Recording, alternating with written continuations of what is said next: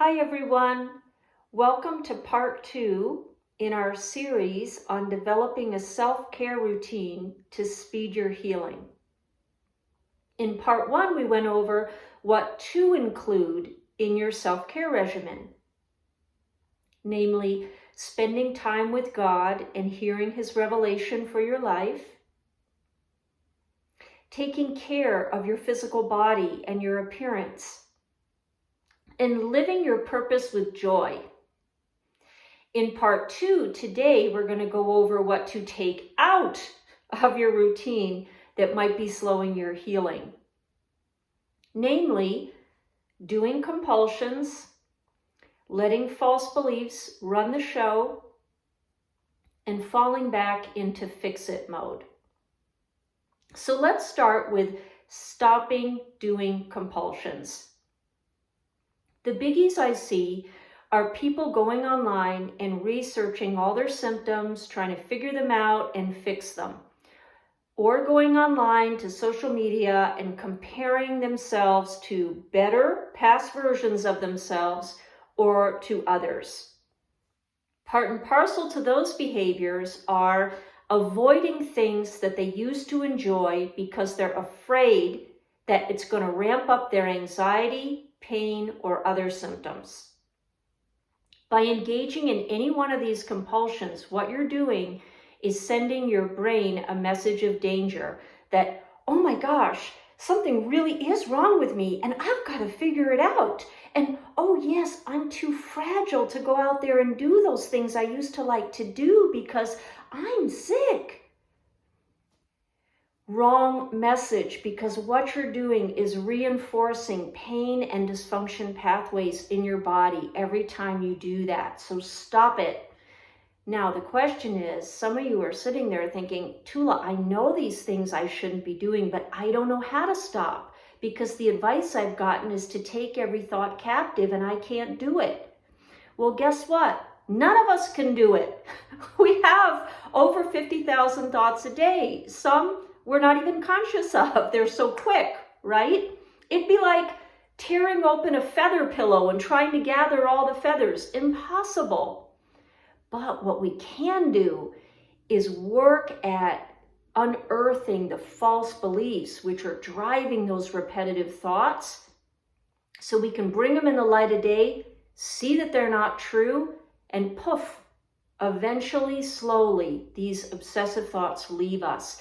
Not something I recommend doing on your own. You'll need the help of a psychologist, a coach, a support group, your pastor if he or she has training. And I'll put some resources in the notes of this video to give you some ideas on that. Now, the third thing that I see that trips up people in their healing is falling back into fix-it mode.